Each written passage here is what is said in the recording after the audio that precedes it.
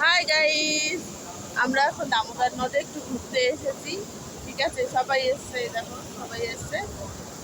ওই দিকটায় হচ্ছে, এখানে প্রচুর জল হয় এখন। জলটা কম যদিও, তোমাকে দেখাই দামোদর নদটা। এই দেখো জল পড়ছে, দেখেছো? এই পাশে আমরা দাঁড়িয়ে আছি, কি আওয়াজ! শুধু আওয়াজটা শোনো। হ্যাঁ, শুধু আওয়াজটা শোনো, কিরকম আওয়াজটা দেখো।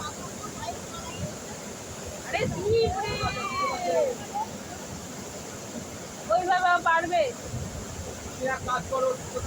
দেখো গাইস, জলটা খালি ভিউ দেখো, চারিদিকে শুধু জল আর জল।